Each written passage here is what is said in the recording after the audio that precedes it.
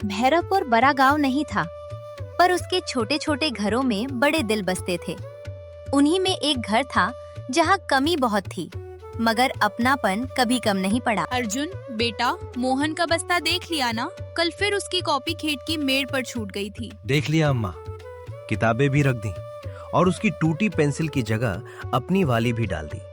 अरे मैं बच्चा नहीं हूँ जो हर चीज तुम ही संभालो। बच्चा नहीं है, कल कुएं पर जाते जाते चप्पल उल्टी पहन ली थी तूने। वो जल्दी में हुआ था बाबा, स्कूल की घंटी जो बजने वाली थी। घर में ऐसी नोकझोंक रोज होती थी और हर रोज उसी में हंसी का नया कारण मिल जाता था।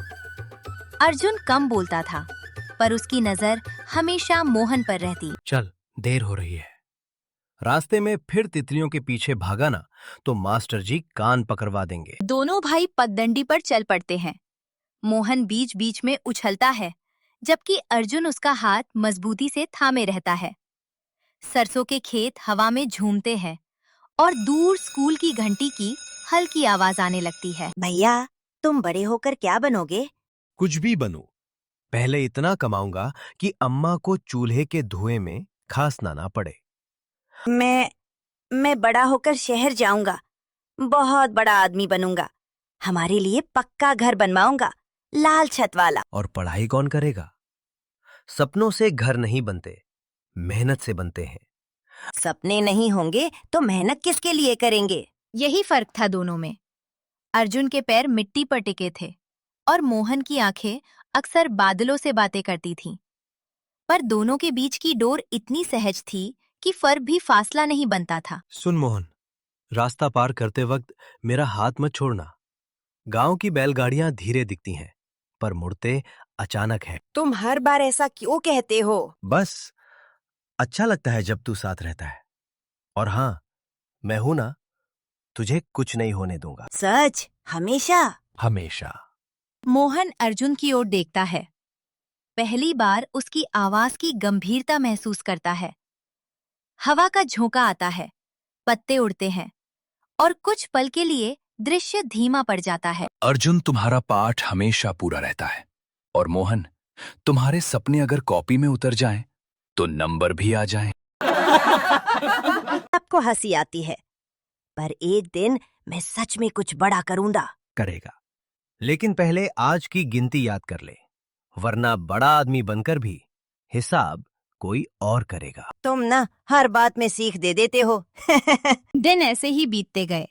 मौसम बदले, कद बढ़े, आदतें साफ होती गईं। अर्जुन में ठहराव था, जैसे शांत कुआं।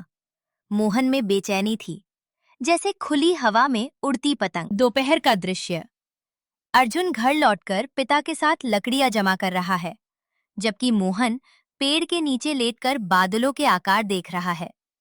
रोशनी थोड़ी गर्म है और गांव की धीमी आवाजें पृष्ठभूमि में बह रही हैं। मोहन, इधर आ, जरा ये रस्सी पकड़। हर काम खेल नहीं होता।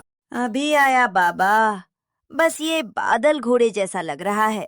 यही लड़का न जाने कब जमीन पर उतरेगा। बाबा, मैं कर देता हूं। मोहन, तू आ भी जा, नहीं तो फिर अम्मा डांटेगी। अच्छा अच्छा, आया। तुम लोग तो जैसे मुझे बूढ़ा बनाकर ही छोड़ोगे। बस अब बहुत काम हो गया। आओ, दोनों हाथ मुंह धो लो, गरम रोटी उतर रही है। शाम इस घर की सबसे प्यारी घड़ी होती थी। दिन भर की थकान, छोटी छोटी शिकायतें, अधूरे काम, सब रोटी की भाप के साथ हल्के पड़ जाते थे। अम्मा, आज दाल में घी डाला है क्या? खुशबू दूर से आ रही थी।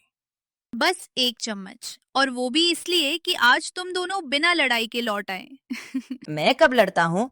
भैया ही हर बात पर टोकते रहते हैं। रहने दो, ये छोटा है। छोटे सपनों में नहीं, जिद में बड़े होते हैं। मैं सच कह रहा हूँ, एक दिन शहर जाऊंगा, बड़ा काम करूंगा। अम्मा के लिए पीतल का बड़ा डिब्बा लाऊंगा, बाबा के लिए नई धोती और भैया के लिए। मेरे लिए क्या?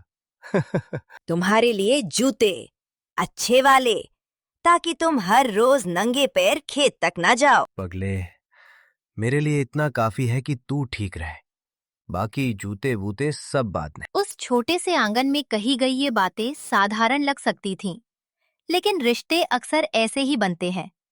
रोटी के टुकड़ों, आधे सपनों और पूरे विश्वास के बीच। भगवान करे तुम दोनों की ये हंसी कभी ना टूटे। हंसी तभी रहती है जब साथ बना रहे।